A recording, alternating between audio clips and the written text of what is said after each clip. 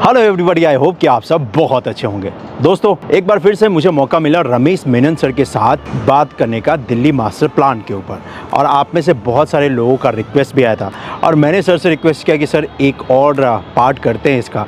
और पिछली बार की तरह इस बार भी उन्होंने हाँ कह दिया और बहुत सारा डिस्कशन हमने इस पॉडकास्ट के जरिए किया है। जो हमने पहला पॉडकास्ट किया था दिल्ली मास्टर प्लान के ऊपर उनके साथ, उसमें से बहुत सारे जो सवाल निकल कर आए थे आप लोगों के, वो हमने इस पॉडकास्ट के जरिए उनसे पूछा है। और एक कोशिश करिए ये बताने की क्या कुछ फ़ायदा आपको मिलने वाला है दिल्ली मास्टर प्लान के आने से। और रमेश सर के साथ जब भी मैं बात करता हूं तो बहुत आनंद आता है और सच में वो हमें ढेर सारा टाइम अपना देते हैं, क्योंकि उनके साथ बैठना और उनके एक्सपीरियंस को सुनना, उनके तजुर्बे से जानना, दिल्ली को एक नए नज़रिए से देखना, ये सच में कमाल का है। और इसके लिए उनका जितना धन्यवाद करूँ मैं बहुत ही कम है। तो इसलिए टाइम ज़्यादा नहीं लेते हुए चलिए आज के इस पॉडकास्ट को स्टार्ट करते हैं और बात करते हैं रमेश मेनन सर के साथ दिल्ली मास्टर प्लान के एक और सीरीज़ में, एक और इस पॉडकास्ट में।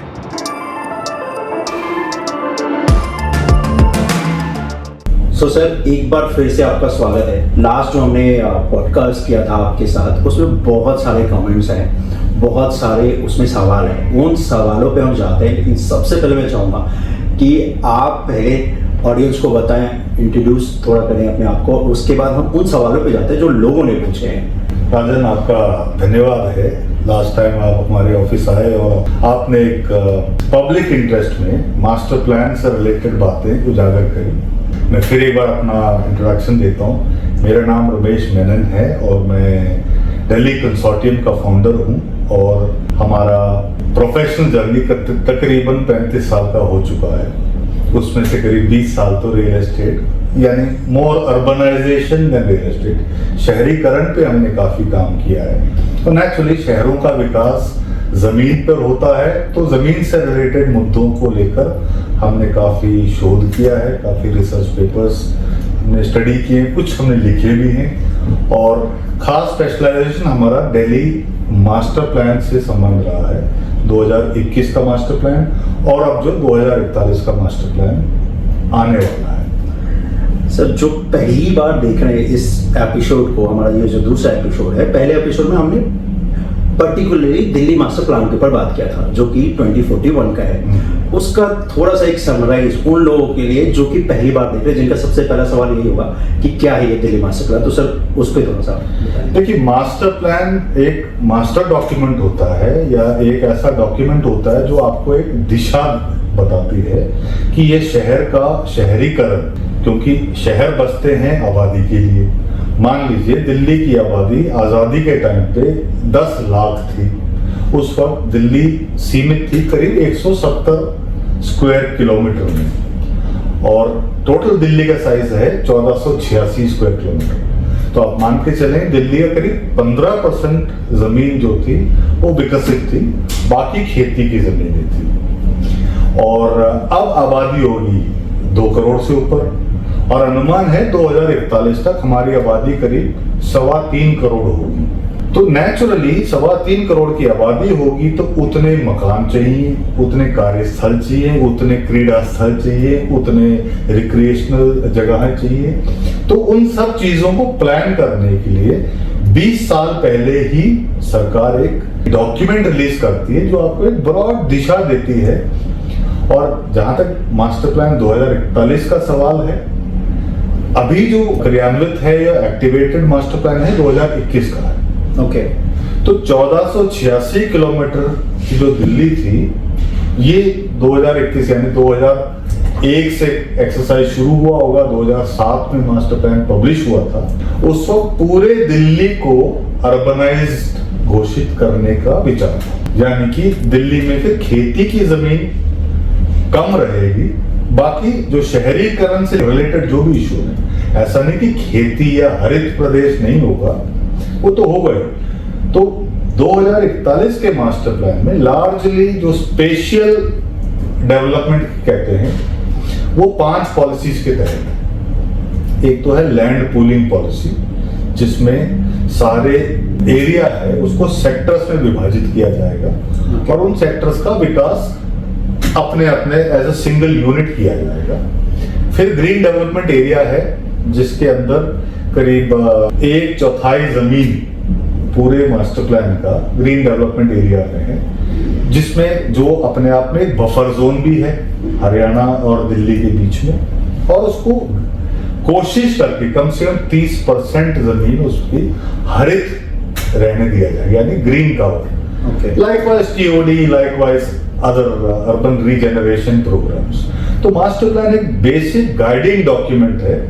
बाकी जो मेजर शिफ्ट है 2041 के मास्टर प्लान में वो ये कि सारा काम पहले डीडीए करती थी या भारत सरकार करती थी, अब large parts of the development private sector करेगा। डीडीए एक फैसिलिटेटर होगा, डीडीए एक रेगुलेटर होगा, डीडीए एक अप्रूविंग एजेंसी होगी, बाकी डेवलपमेंट प्राइवेट सेक्टर करेगा। तो डीडीए की निगरानी उस पर रहेगी। नेचुरली रेगुलेटर डीडीए होगा, अप्रूव हर नक्शे हर प्लान डीडीए पास करेगी। बट उसके कई फायदे हैं। फायदा ये अगर आप देखें, जो डीडीए ने बड़े शहर विकास किए, चाहे द्वारका हो, रोहिणी हो, बसंत कुंज हो, तो डीडीए लैंड को एक्वायर करती थी। एक्विजिशन का मतलब है कि सरकार एक रेट तय करती है और कहती है कि ये सारी जमीनें हमें चाहिए शहरीकरण के लिए। उसमें बहुत ज्यादा मैं कहता हूं लैंड ओनर का से नहीं था, उनकी आवाज नहीं थी। अब चूंकि प्राइवेट सेक्टर करता है तो सुनिश्चित कोई दर नहीं है कि इतने में ही बेचना है। प्राइवेट सेक्टर 3 करोड़ में भी जमीन खरीद सकता है और 30 में भी खरीद सकता है। कोई दबाव नहीं है कि आपने बेचना ही बेचना है। दूसरी चीज क्या है, वो जब सारी जमीन एक एजेंसी खरीदती है और वही बनाएगी, आपको सिर्फ मुआवजा दिया जाएगा, तो उसका जो अपसाइड है या जो प्रॉफिट है, जो आम भाषा में कहते हैं मलाई में भागीदार कभी जमीन का धारक नहीं था। अब चूंकि प्राइवेटाइज्ड है तो क्यों ना एक लैंड ओनर अगर वो उनके अंदर बैंडविड्थ है तो वो डेवलपर बनने की भी सोच सकता है। तो मलाई में उनका हिस्सा है, उनको भी एक ऑप्शन मिल गया, मार्केट ओपन हो गया प्राइवेटाइजेशन होने से, प्राइवेट प्लेयर के आने से। It is open market policy. हाँ, बशर्ते वो मास्टर प्लान के तहत कंफर्म करे, हर नियम का पालन करें और अपने निश्चित दर पे उसमें पार्टिसिपेट करें।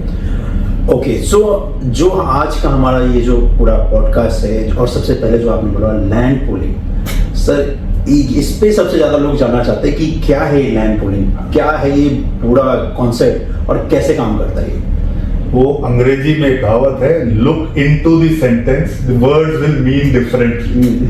तो कहने का मतलब ये है कि लैंड पूलिंग अपने आप में ये थोड़ा कंफ्यूजिंग जरूर लगता है, क्योंकि पॉलिसी जिस तरीके से लिखा गया है आम आवाम को समझने में थोड़ा टाइम लगेगा, ये लगा है आज तक।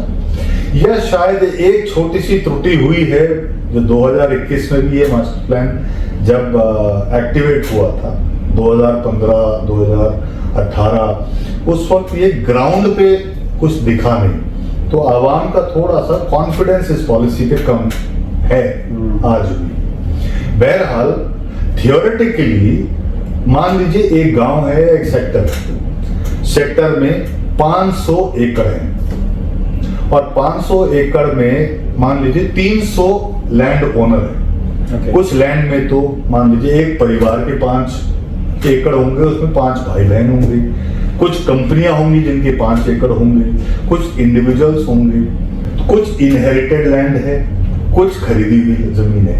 पर जब लैंड पूलिंग की बात आती है, हर जमीन का धारक उसको पूल करेगा। वो ये कह रहे हैं वॉलंटरली मैं ये जमीन कंट्रीब्यूट करता हूं ताकि मेरे इस सेक्टर का विकास हो सके।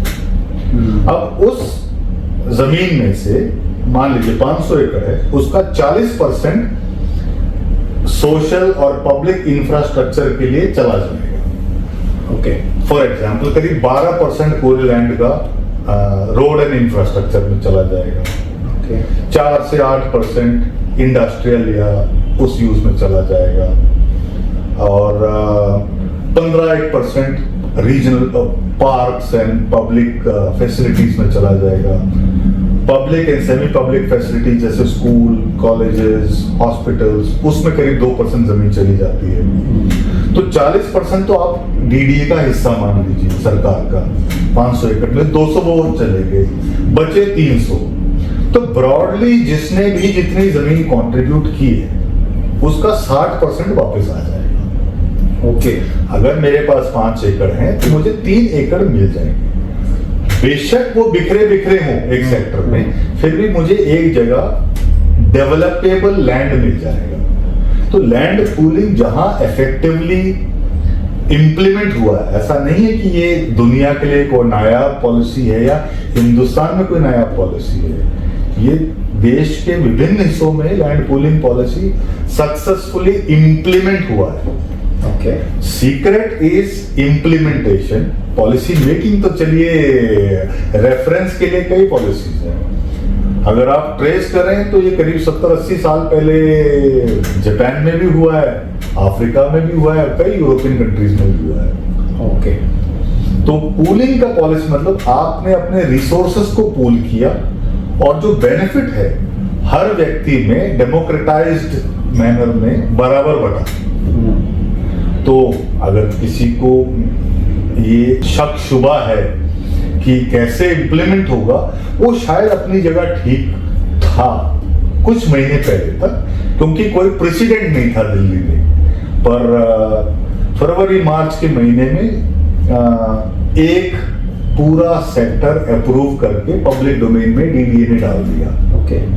और कुछ इश्तिहार पेपर में दिए जिसमें 13-14 सेक्टर्स के नाम नंबर लिखे थे, जहां पे उन्होंने कहा कि ये सेक्टर्स अगर आप लोग सब एकत्रित होके हमारे पास एक कंसोर्टियम बना के लेके आएंगे तो हम आपके सेक्टर की प्लानिंग शुरू कर सकते हैं। ओके। तो उस लहजे से मैं कहूंगा जो पिछले 7-8 साल जो इनएक्शन था, कोई काम नहीं हुआ, तो पिछले कुछ महीनों में एक थोड़ी सी एक लहर है ऑफ इंटरेस्ट कह लीजिए फ्रॉम द प्राइवेट सेक्टर या इन्वेस्टर कम्युनिटी, या जो जमीन के ओनर्स हैं उनको ये कॉन्फिडेंस है कि हाँ अब प्रेसिडेंट बन गया है, अब शायद इसमें गति आएगी इम्प्लीमेंटेशन।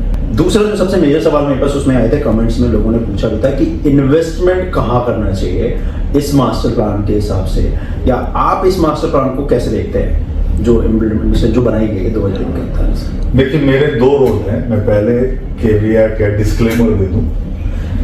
पहला रोल तो ये है कि हम इन्वेस्टमेंट एडवाइजरी फर्म है, तो हम नेचुरली इन्वेस्टमेंट्स को एडवाइज करते हैं, बट हम हर इन्वेस्टर से ये जरूर पूछते हैं कि आपके 3 मेजर फैक्टर्स कौन से हैं, लोकेशन, प्राइस और टेन्योर। मान लीजिए आप कहें कि मेरा location south west Delhi preferred है और मैं यूईआर के साथ में रहना चाहता हूं, या आप कहें कि साहब मेरे पास X रुपीस है और मेरा टर्म 5 साल का है, तो नेचुरली आपके लिए चॉइस ऑफ लोकेशन कुछ और होगा।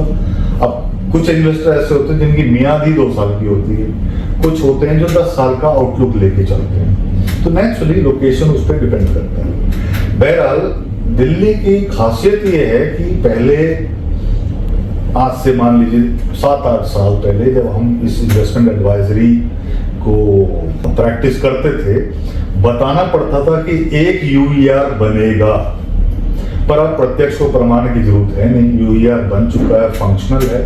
ऑफ कोर्स कुछ पैचेस अभी बचे हुए हैं, हमारा अनुमान है मैक्सिमम 6 महीने में सारा यूईआर NH8 से लेकर NH1 तक तो चालू हो जाएगा। तो नेचुरली हर जोन को अलग अलग ट्रीटमेंट किया गया है या मिलेगा, चाहे वो इन्वेस्टर्स का प्रोफाइल, चाहे वो एंड यूजर का प्रोफाइल हो। फॉर एग्जाम्पल एल जोन को 41 सेक्टर्स में डिवाइड किया गया है, एन जोन को 32-33 सेक्टर्स में डिवाइड किया है। अब हर सेक्टर को मेजर ट्रंक रोड से मास्टर प्लान या जोनल प्लान कनेक्ट करने का प्लान पब्लिक डोमेन में डाल चुकी है। तो naturally 45 metre, 60 metre, 30 metre, 24 metre की जो रोड की हायरार्की है वो रेडी है, और वो जोनल प्लान और सेक्टोरल लेवल प्लान्स दोनों रिलीज हैं पब्लिक डोमेन में। ओके। और ये सारा एक्टिविटी सरकारी किया हुआ है, इट इज नॉट कि प्राइवेट सेक्टर ने किया है। अब वो फॉर एग्जाम्पल अगर देखना ही हुआ आपको, कोई भी रैंडम सेक्टर देख लीजिए, कोई भी रैंडम सेक्टर देख लीजिए, उसका रोड हायरार्की इस पे खसरा मैप पे तक डिनोट कर चुके हैं। ओके।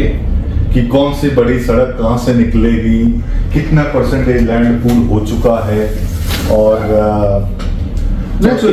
उसकी प्लानिंग हो चुकी है। ओके। अब बस ये है कि लास्ट स्टेज की लैंड ओनर्स वो सेक्टर के साथ आए, आपस में मिलके कर लें तो ठीक, नहीं तो कोई प्रोफेशनल एजेंसी को हायर करें, जो इसमें टेक्निकलिटीज बहुत हैं, तो वो समझा सकें और फिर नेचुरली उसके बेनिफिट्स एक्सप्लेन कर सकें कि अगर ऐसे करते हैं तो ये बेनिफिट है, ऐसे करते हैं तो ये बेनिफिट है। तो वहीं पे तो आप रोल प्ले करेंगे, एज गाइड की आप गाइड करेंगे। इसी में मेरा एक सवाल है सर, कितने % चांसेस है कि ये जो अप्रूव्ड आपने जो अभी मैप दिखाए, मास्टर प्लान दिखाया है, जो क्या ये चीज हो सकता है?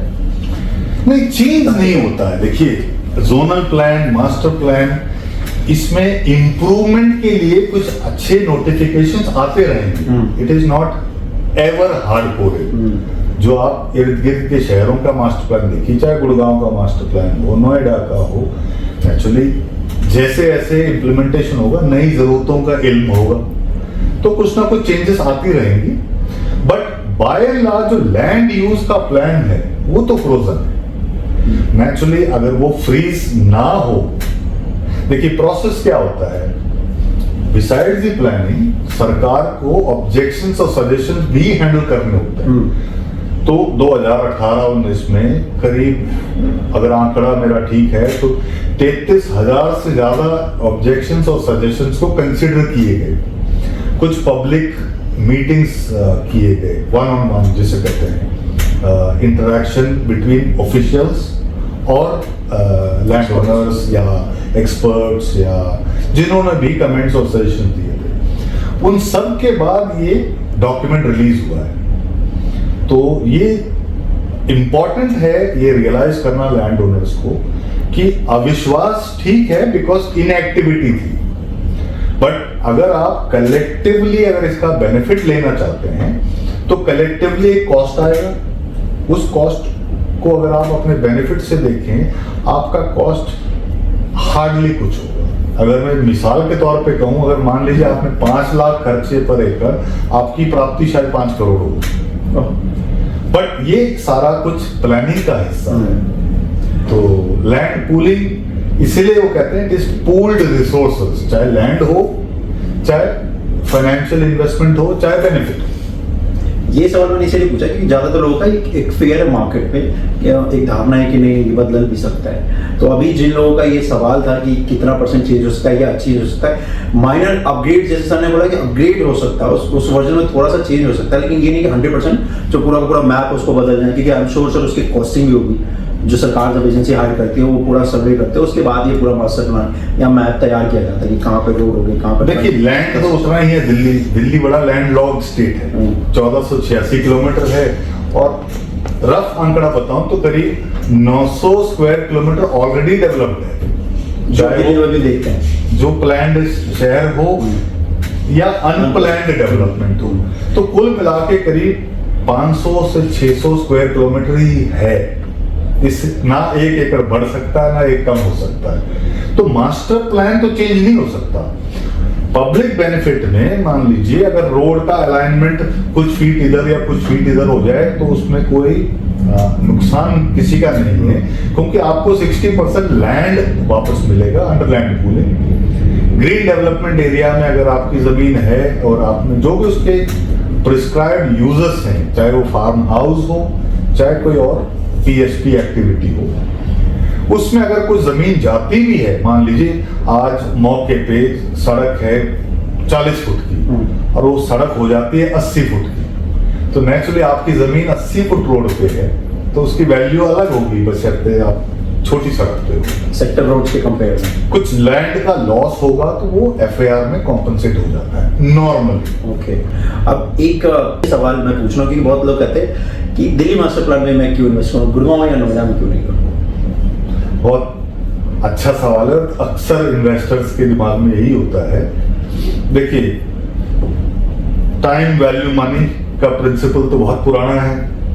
हर चीज में अगर आप अर्ली स्टेज इन्वेस्टर हैं और आप में कैपिटल पेशेंट हैं कि आप कहें कि साहब मेरे पास फॉर एग्जांपल 10 करोड़ हैं और मैं 5 साल तक इस चीज को मैं आई कैन स्टे इन्वेस्टेड, तो आप फिर उस हिसाब से कैलकुलेट करोगे ना कि मेरा कॉस्ट ऑफ मनी ये है, मेरा कॉस्ट ऑफ इंटरेस्ट ये है और मेरा प्रपोज्ड या एक्सपेक्टेड यील्ड ये है।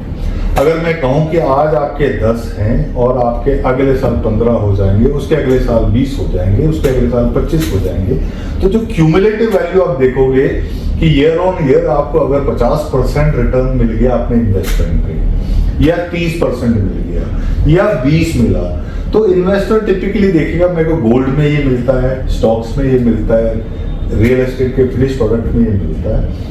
मेरा बिलीफ अपना दिल्ली मास्टर प्लान पे इसलिए है, अगर एप्पल टू एप्पल कंपैरिजन करें, द्वारका एक्सप्रेसवे पे जो हमें पता है लैंड वैल्यू है इस वक्त 30 से 35 करोड़ रुपए पर एकड़, और वहीं से 2-3 किलोमीटर दूर जमीनें आपको मिलती हैं 4 से 5 करोड़ रुपए एकड़। अब 30 के 60 होंगे या नहीं होंगे मैं कह नहीं सकता। अगर वो 30 के 60 हो जाएंगे, 5 के 20 भी होंगे, तो परसेंटेज ग्रोथ कह लो या मल्टीपल ग्रोथ कह लो, 2x वर्सेस 5x ये फर्क है। तो ये दिल्ली की अपॉर्चुनिटी अर्ली स्टेज है। नेचुरली आपका कैपिटल पेशेंट होना चाहिए और आपका विजन हो कि मेरा एग्जिट डेवलपमेंट से होगा। देखिए कोई भी आज स्ट्रेटेजिक इन्वेस्टर खेती के लिए तो जमीन खरीद नहीं रहे करोड़ों में, तो खेती की जमीन तो लाखों में आती है या सैकड़ों में आएगी। तो अगर अर्बनाइज्ड लैंड आप ले रहे हैं तो आपका एग्जिट डेवलपमेंट से आएगा, और डेवलपमेंट इज फॉलोड और फॉलोज प्लानिंग। तो आप उन सेक्टर्स की तरफ तवज्जो करें जिसमें प्लानिंग एडवांस स्टेज पे है।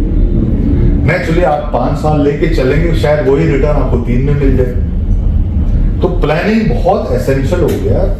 और जैसे मैंने कहा कि अगर 120 सेक्टर हैं, एक डीडीए अकेली एजेंसी 120 सेक्टर्स को प्लान करके इंप्लीमेंट नहीं कर पाएगी। इसलिए वो कॉन्सेप्ट ऑफ लैंड पूलिंग आया है कि आप लोग जो जमीन के धारक हैं उस सेक्टर में, आप लोग सब इकट्ठे आ जाओ, किसी एजेंसी को आप हायर करो who will do the planning for you, चाहे फाइनेंशियल प्लानिंग हो, स्ट्रेटेजिक प्लानिंग हो या लेआउट प्लानिंग हो। आप अपनी अपनी जमीन वापस लीजिए। पहले तो आप कंसोर्टियम फॉर्म करेंगे, वो कंसोर्टियम रूबरू होगा डीडीए से या जो भी गवर्नमेंट एजेंसीज हैं, और वो सारी मेहनत करेंगे। फिर सरकार कहेगी एक फीस, इस पे ईडीसी कह लीजिए या अप्रूवल फीस कह लीजिए, तो आप वो फीस सबसे कलेक्ट करोगे और वो जमा कराओगे, आओगे जाओगे, मतलब रूटीन जो काम होता है। जब वो जमीन वापस मिल जाएगी, हर 5 एकड़ पे 3 एकड़ मिलेंगे आपको। कम से कम 5 एकड़ का लैंड तो पूल्ड हो। अब 3 एकड़ जो आपको वापस मिले, फिर आप तय करोगे कि साहब आपको ग्रुप हाउसिंग बनाना है, प्लॉटेड डेवलपमेंट बनाना है, कुछ और करना है, वो बाद की बात है। अभी तो सेक्टर अप्रूव कराना बहुत जरूरी है, तभी आपकी वैल्यू या वैल्यूएशन में फर्क आएगा। बदलाव वही दिखेगा, गेम वही बदलेगा जहाँ से। ताकि देखिए आप 40% लैंड डीडीए को सरेंडर भी कर रहे हो एक तरीके से। जब जमीन होगी उसके पास और हर इंच नक्शे पे अंकित होगा, तो सड़कें भी बननी शुरू होंगी, सीवर ट्रंक लाइंस का भी काम शुरू होगा। तो जब वो शुरू होगा तो आप इंटरनल प्लानिंग और इंटरनल डेवलपमेंट शुरू कर सकते हैं। इसमें 2 जोन है, एक आर जोन और दोनों अलग अलग पॉलिसीज हैं। जो रेजिडेंशियल जोन पॉपुलरली लोग आर जोन कह देते हैं, वो गांव हैं जो लैंड पूलिंग के अंदर हैं। ओके 89, 95 अलग अलग लिस्टें हैं। 95 गांव लैंड पूलिंग में हैं, बाकी 47 गांव ग्रीन डेवलपमेंट एरिया पॉलिसी के तहत कवर है। 23 गांव साउथ दिल्ली के वो लो डेंसिटी रेजिडेंशियल जो बसे हुए हैं, छतरपुर और सतबड़ी और जौनापुर, सुल्तानपुर, उनका ट्रीटमेंट अलग है। सो ये ग्रीन जोन और आर जोन में मतलब इन दोनों में क्या मेजर डिफरेंस है, या क्या इन दोनों में डेवलपमेंट देखने को मिलेगा मास्टर प्लान के अकॉर्डिंग, या क्या हो सकता है? देखिए, जब किसी भी जोनल प्लान के ओवरऑल प्लानिंग होती है वो आबादी के लिए होती है। मान लीजिए एल जोन की प्लानिंग है 18 लाख या 15 लाख की आबादी की। अब उसकी कैलकुलेशन होगी 18% स्कूल गोइंग कॉलेज गोइंग बच्चे होंगे, तो फ्यूचर में स्कूल भी बनेंगे, कॉलेज भी बनेंगे। 18 लाख को अब 6 से डिवाइड कर लीजिए या 5 से डिवाइड कर लीजिए, तो उतने मकान बनने हैं, 3 लाख मकान बनेंगे। तो जो हाउसिंग और लिविंग वाला एरिया है वो हाई डेंसिटी होगा। पीपल पर हेक्टेयर मान लीजिए 1000 लोग पर हेक्टेयर डेंसिटी होगी, तो उसमें ग्रुप हाउसिंग भी होगा। और जो ग्रीन डेवलपमेंट एरिया है उसमें जो ना low density development, okay, number of people per hectare कम। मिसाल के तौर पर आप वसंत कुंज आप देखें, वसंत कुंज में डेंसिटी पर हेक्टेयर ज्यादा है, पर उसी के इर्द गिर्द में कुछ एरिया ऐसे हैं जिसमें फार्म हाउस बने हुए हैं। उन फार्म हाउसेस में नेचुरली 2 एकड़ का फार्म हाउस है, पर बाशिंदे शायद 5 या 7 ही होंगे उसमें। तो लो डेंसिटी और हाई डेंसिटी का फर्क है। और जो हाई डेंसिटी एरिया है जिसको लैंड पूलिंग विलेजेस कहते हैं, उसका सोशल और रिक्रिएशनल इंफ्रास्ट्रक्चर भी ग्रीन बेल्ट में होगा। एक्चुअली शॉपिंग, ऑफिस, ये सब तो देना ही है, पर कुछ बड़ी चीजें हैं। मान लीजिए कोई यूनिवर्सिटी खुलना चाहती है 20-25 एकड़ में, वो ग्रीन डेवलपमेंट एरिया में नहीं जाएगा, क्योंकि लो डेंसिटी ऑपरेशन है, रिहायशी कंपोनेंट कम है, लोग आएंगे और जाएंगे। ओके, इसमें सर आपने एक एक्सप्रेसवे का जिक्र किया था, यूईआर। ये जो यूईआर है इसके महत्वपूर्ण जो हिस्से हैं या ये जो कनेक्ट कर रहा है जिन जिन हिस्सों को, इनमें कितना बड़ा बदलाव आएगा? और खासकर ये जब ये द्वारका एक्सप्रेसवे से कनेक्ट हो रहा है तो उसमें गुड़गांव को भी क्या फायदा मिलने वाला है इसकी दिल्ली का मास्टर प्लान? और या गुड़गांव में जो लास्ट अभी जंप देखने को मिला है गुड़गांव वाले से, तो क्या यूईआर के पूरे स्टार्ट हो जाने के बाद इस पर कोई जंप देखने को मिलेगा लोगों पे? एक्चुअली द्वारका एक्सप्रेसवे पे अगर आप लैंड प्राइसेस की बात करें, जो शायद कभी 15 करोड़ था आज 30 करोड़ हो गया है। बदलाव क्या है? सिर्फ यूईआर से द्वारका एक्सप्रेसवे कटा। और द्वारका एक्सप्रेसवे के एडवांटेजेस क्या हुए गुड़गांव के लिए? अगर आप आज एयरपोर्ट पे हो, आप पहले यूईआर पे चढ़िए और द्वारका एक्सप्रेसवे, मानेसर आप शायद 20 मिनट में पहुंच जाएंगे, जो पहले शायद 1 घंटा लगता था, क्योंकि आप पूरे गुड़गांव शहर को पार करके जाते थे। तो अब तो कनेक्टिविटी इज द की। अब रोहिणी की तरफ एक हेलीपोर्ट बना हुआ है, चलिए जब ऑपरेशनल होगा वो अलग चीज है, but as the crow flies करीब 22-23 किलोमीटर एयरपोर्ट से। जब यूईआर पूरा एक्टिवेट हो जाएगा, वो 22-23 मिनट का रास्ता रह गया। आज माफ करें, हमारे घर से धौलकवां तो पार नहीं कर पाते 30 मिनट में, तो अगर आप 30 मिनट में NH8 से लेकर Chandigarh highway GT Karnal road पहुंच सकते हो, तो टाइम इज मनी। तो बहुत बदलाव आएगा यूईआर से, बहुत ज्यादा बदलाव आएगा। जो गांव यूईआर से टच है, नेचुरली उनमें कनेक्टिविटी की वजह से एक इकोनॉमिक एक्टिविटी शुरू होगी, फिर वो सेक्टर्स डेवलप जल्दी होंगे। अब अंदर के जो सेक्टर हैं, जब ये यूईआर से कनेक्टिविटी बन जाएगी तो क्यों नहीं लोग बसेंगे नए brand new sectors, brand new technology, हर चीज। तो यूईआर अपने आप में बहुत इंपॉर्टेंट है। वैसे मैं कह दूं कि 2 यूईआर हैं, यूईआर 1 और यूईआर 2। अभी जो चालू हुआ है वो यूईआर 2 है, अब यूईआर 1 भी तो बनेगा जी। तो आप मान के चलें कि ये यूईआर 2 जो है प्लान तो 75 किलोमीटर का था, चलिए फेज 1, 2, 3 में जो भी बन रहा है 37 से 40 किलोमीटर के करीब एक्टिवेटेड होगा। यूईआर 1 भी सिमिलर लेंथ का होगा, और उसमें मैं समझता हूँ इतना समय नहीं लगना चाहिए अगर सारे सेक्टर फटाफट प्लान हो जाते हैं, क्योंकि जो 40% शेयर बीडीए का है उसमें से वो रोडें जल्दी बनती चली जाएंगी, और उसका अलाइनमेंट ऑलमोस्ट फाइनल है। यूईआर 1 का अलाइनमेंट तो बनी ऑलमोस्ट फाइनल है, क्योंकि जिन सेक्टर्स में से गुजर रहा है उसमें तो अंकित है ही जी। तो ऐसा नहीं है कि अगर सरकार चाहे तो एक्सेलरेटेड डेवलपमेंट प्रोग्राम ना चला पाए। आपने यूआर 1 का जिक्र किया, अब लोग सर्च करने लग जाएंगे कि यूआर 1 क्या है, क्योंकि मैं इसको ला नहीं रहा था, बिकॉज आई नो लोगों के सवाल आएंगे कि यूआर 1 क्या है। बट बेसिकली आपको ऑन पेपर आपको सब कुछ उसका डिटेल बनाया जैसे आपने कहा, बस वो है कि जिस दिन काम स्टार्ट हो जाए, सिटी के नहीं हो, मुझे लगता है कि यूआर 2 के बाद उस पर यूआर 2 जो मैं पिछले हफ्ते ड्राइव करके आया हूँ NH8 से NH1 तक, मुझे लगता है कि 3 से 6 महीने काम रह गया है। अगर वो कंप्लीट होता है तो मैं समझता हूँ गेम चेंजर है। देखिए मैं उस पर तो मैं इसको कवर करता हूँ पूरे एक्सप्रेसवे को, तो उस पूरे रूट की अगर मैं बात करूँ सर, तो अभी आप शिव मूर्ति महिपालपुर से नजरगढ़ जा सकते हैं, सिर्फ नजरगढ़ ड्रेन और जो बहादुरगढ़ का स्पॉट है जो रानीखेड़ा गांव के पास, और एक अगर आप देखिएगा जो मुंडका में मेट्रो स्टेशन को क्रॉस करता है, यही 3 एक मेजर जंक्शन है जहां पे काम रह रहा है। Otherwise if you come from NH1 जो जीटी कनाल रोड से, तो वहां से आपका जो ये पूरा कंझावला रोड है वहां तक तो बन गया, कराला तक तो आप पूरा एक्सेस कर सकते हैं, और इधर से भी 10-15 किलोमीटर नजर हो, तो बीच का वो बस 10 से 1 किलोमीटर है जो रह रहा है, 10-15 किलोमीटर, और वो जैसा कि आपने कहा कि अगले 6-8 महीने में बन जाएगा।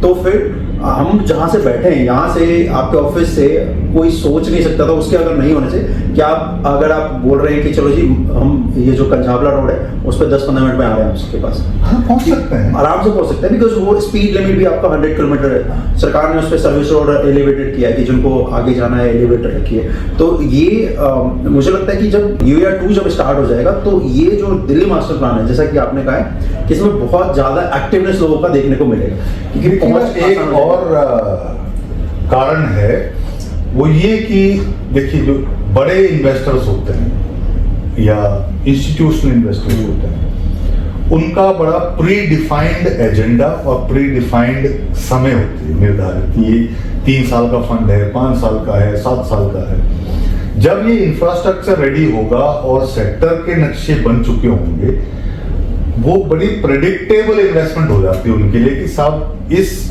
सेक्टर में मुझे इतना इन्वेस्ट करना है और इसका डेवलपमेंट इन स्टेजेस में होगा और हमें इतने प्रॉफिट के साथ नियमित एग्जिट मिलेगा।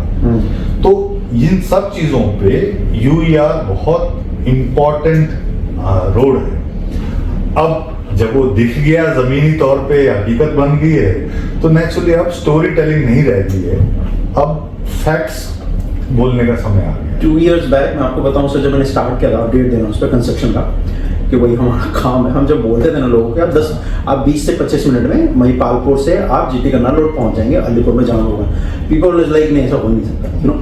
अभी स्टिल अब जब लोगों ने ड्राइव किया है तो पीपल ऐसे कि यस हो सकता है। और द्वारका एक्सप्रेसवे एग्जांपल है, द्वारका एक्सप्रेसवे बना तो लोगों ने ड्राइव किया तो कहते हैं कि हाँ हो सकता है, पॉसिबल हो सकता है, बिकॉज कनेक्टिविटी सरकार जितना फोकस कर रही है खासकर एक्सप्रेसवे के ऊपर या हर फील्ड में, चाहे वो ट्रांसपोर्टेशन का कोई भी माध्यम हो। और यूआर 2 ऑफकोर्स सिर्फ मैं ये नहीं कहता कि दिल्ली मास्टर प्लान पूरा एनसीआर के लिए गेम चेंजर हो, इनफैक्ट गुड़गांव के इसका गेम चेंजर है। देखिए आप स्पेसिफिक से अगर जाते हैं तो द्वारका से मुंडका मुश्किल से 7-8 मिनट का ड्राइव रह गया। True sir, very true. फिर आप ये भी देखिए कि गेम चेंजर यूं भी है कि आप बाकी एजेंसीज को भी देखिए। एक एजेंसी है दिल्ली मेट्रो, अब वो 2025 ऑनवर्ड्स उनका फेज 5 शुरू होगा, तो फेज 5 के नक्शे वो बना चुके हैं, NHAI के नक्शे अलग बन गए हैं। हेल्थ एज अ सेक्टर, अब एक एम्स बना है भादसा में, 150 एकड़ में है, तो मैं समझता हूँ 2-5 साल में उस एम्स को द्वारका एक्सप्रेसवे से एक मेट्रो कनेक्ट कर रहा होगा, एक 45 मीटर की रोड कनेक्ट करेगी, क्योंकि नेचुरली वो सुपर स्पेशलिटी हॉस्पिटल है और वो दिल्ली से 1 एकड़ दूर है। कहने के लिए भादसा या डिस्ट्रिक्ट झज्जर है, पर दिल्ली का जो लास्ट गांव है दौराला गालिबपुर, वहां से 1 एकड़ दूर है। तो नेचुरली ये इंफ्रास्ट्रक्चर को भी आप बीच में काउंट करेंगे, बिसाइड दी सरफेस रोड्स जो NHAI बना रही है। फिर हर सेक्टर रोड, चाहे वो 60 मीटर का हो, 80 मीटर का हो, 45 मीटर का हो, वो इंटरलिंक्ड है। अगर आप किसी भी सेक्टर को देखें, बड़ा ग्रिड फॉर्मेशन बना हुआ है कि आप कहीं से भी ले एग्जिट आराम से कर लेंगे, हाँ, आप एग्जिट करेंगे और आप किसी न किसी मेजर रोड पे एग्जिट करेंगे। क्योंकि आपने जो कनेक्टिविटी की बात करी, रिठाला मेट्रो स्टेशन ज्यादा दूर है नहीं ऐसे मास्टर प्लान से, वैसे वो लगता है, लेकिन अगर रिठाला वाले आप मास्टर प्लान देखेंगे डीएमआरसी का, तो रिठाला वाली लाइन को भी तो बवाना से कनेक्ट करेंगे, और वही वो ज्यादा दूर है नहीं, वैसे लगता है वो इंटरसेक्शन तो यूसीआरपी है। यस, इंटरसेक्शन वही है, और वहीं से वो नरेला इंडस्ट्रियल एरिया वो जो बवाना जा रहा है, लाइकवाइज जो द्वारका एक्सप्रेसवे और जो दिल्ली का एल जोन है, इनमें फर्क ही क्या है? कुछ एकड़ों का फर्क है। द्वारका एक्सप्रेसवे से आप 75 मीटर रोड लें, कोई भी सेक्टर रोड लें, 60 मीटर लें, आप दिल्ली मास्टर प्लान के गांव में पहुंच जाते हैं। एज पे है दोनों, मतलब एक दूसरे के पैरेलल में एज पे है वो, उसमें कोई डिफरेंस ही नहीं है। यू विल नॉट नोटिस कि आपने पहुंच गए, यू विल नॉट नोटिस कि आप एक मास्टर प्लान से दूसरे में एंटर कर चुके हो। ऑफ कोर्स दिल्ली और गुड़गांव में सिर्फ ये फर्क रहेगा अब जो होगा। मैं समझता हूं कि टाइमलाइन अगर गुड़गांव शहर को का विकास करने में मान लीजिए 20 साल लगे, मास्टर प्लान तकरीबन दोनों का 2006-07 में ही आया था, तो जो नेक्स्ट फेज था, तो शायद उससे आधे टाइम में दिल्ली का विकास हो जाएगा, क्योंकि technology has changed, intent has changed, overall जो गवर्नेंस का इकोसिस्टम है वो चेंज हो गया है। मैं किसी सरकारी डिपार्टमेंट की तरफ से कोई पुष्टिकरण नहीं देना चाहता, बट बाय एंड लार्ज आप देखोगे इकोनॉमी में लास्ट कुछ सालों में एक एक्सेलरेटेड बातें होती हैं, डिफाइंड टाइमलाइन है। चाहे वो मुंबई एक्सप्रेसवे देख लो, द्वारका एक्सप्रेसवे देख लो, यूईआर देख लो, एक डिफाइंड पीरियड के अंदर तकरीबन सब कंप्लीट होते नजर आ रहे हैं। हाँ, क्योंकि कंपनियों को टारगेट होता है, कंस्ट्रक्शन कंपनियों को भी, और अगर वो अपने टारगेट से पहले अचीव करते हैं तो नई गवर्नमेंट में ये है कि आपको रिवॉर्ड्स मिलता है, इसीलिए कंपटीशन बढ़ा है। और फिर हर सेक्टर, प्राइवेट सेक्टर का कंसोर्टियम डेवलप करेगा। उनके पास ना अनलिमिटेड फंड्स है, ना अनलिमिटेड टाइम है, तो अगर वो कॉस्ट ओवररन होता है तो नुकसान होता है। इसलिए तकरीबन हर इन्वेस्टर कोशिश करेगा वक्त से पहले डेवलपमेंट प्लान एग्जीक्यूट हो।